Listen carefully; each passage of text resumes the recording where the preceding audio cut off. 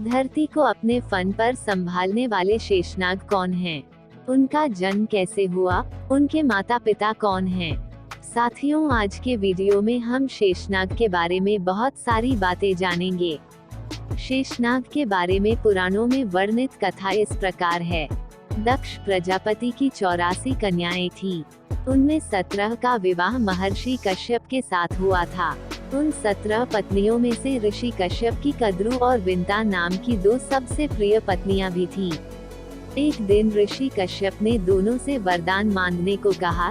तब कद्रू ने 1000 नाग पुत्र मांगे और विंता ने केवल 2 तेजस्वी पुत्र जो कि कद्रू के 1000 पुत्रों से ज्यादा शक्तिशाली हो, वरदान के रूप में मांगे।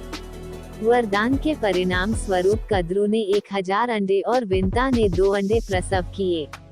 कद्रू के अंडों के फूटने पर उसे 1000 नागपुत्र प्राप्त हुए तथा विंता को 2 अरुण व गरुड़ नाम के पुत्र प्राप्त हुए। शेषनाग ऋषि कश्यप और कद्रू के सबसे बड़े पुत्र हैं। वह नागराज भी थे, परंतु ये राजपाट छोड़कर विष्णु की सेवा में लग गए, क्योंकि उनकी माता कद्रू ने अरुण और गरुड़ की माता विंता के साथ छल किया था। दरअसल कद्रू और विंता के पुत्रों के जन्म के कुछ समय पश्चात जब समुद्र मंथन चल रहा था, तब एक दिन कद्रू और विंता की दृष्टि समुद्र मंथन से निकले हुए उत्शेश्रवा घोड़े पर पड़ी। कद्रू ने कहा कि उस घोड़े की पूंछ काली है, जबकि विंता ने उसे सफेद रंग का बताया। इस पर दोनों में शर्त हुई कि जिसका कथन गलत होगा उसे दूसरे की दासी बनना होगा। दोनों शर्त मानकर पूंछ देखने चली गईं। तब कद्रू ने विंता को अपनी दासी बनाने के उद्देश्य से चुपचाप अपने नागपुत्रों को उस पूंछ से लिपट जाने की आज्ञा दी, जिससे कि घोड़े की पूंछ काली दिखाई पड़ने लगे। कई नागों ने उसकी आज्ञा मान ली, लेकिन ज्येष्ठ पुत्र शेषनाग तथा मंझले पुत्र वासुकी और कुछ अन्य नागों ने इस बात का विरोध किया।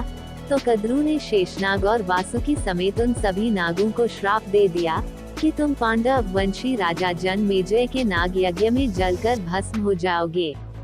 इस तरह छल पूर्वक कद्रू ने विंता को शर्त हराकर अपनी दासी बना लिया और शेषनाग, वासुकी और कुछ और अन्य नाग श्राप ग्रस्त हो गए। श्राप पाने के बाद शेषनाग और वासुकी अपने छलिए भाइयों और अपनी माता को छोड़कर चले गए।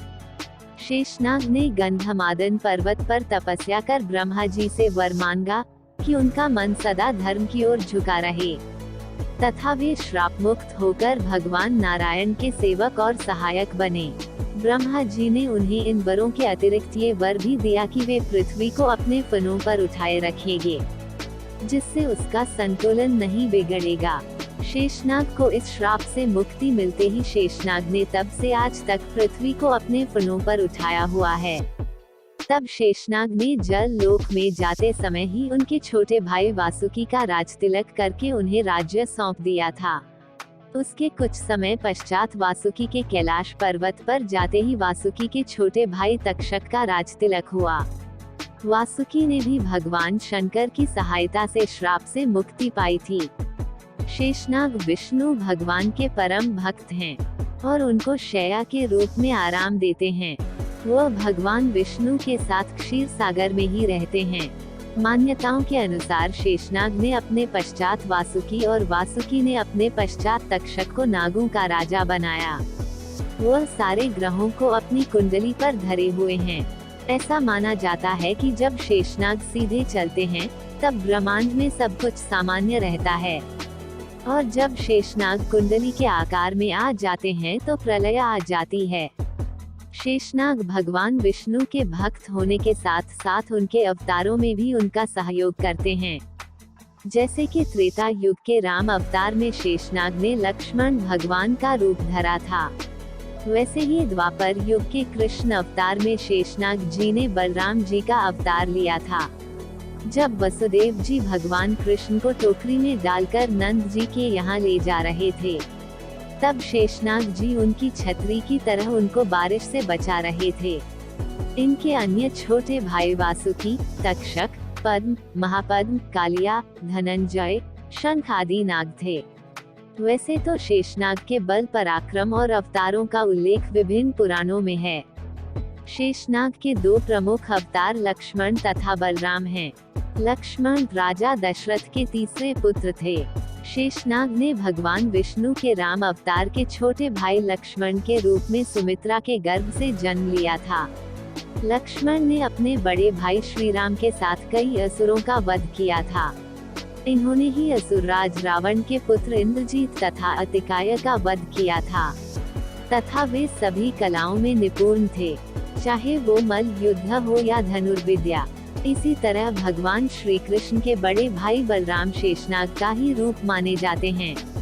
उन्होंने भगवान विष्णु के कृष्ण अवतार के बड़े भाई के रूप में रोहिणी के गर्भ से जन्म लिया था।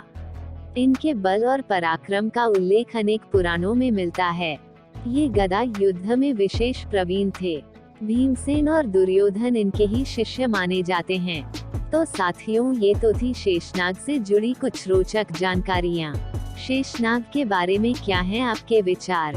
प्लीज हमें कमेंट करके जरूर बताएं। उम्मीद है साथियों आपको वीडियो पसंद आया होगा।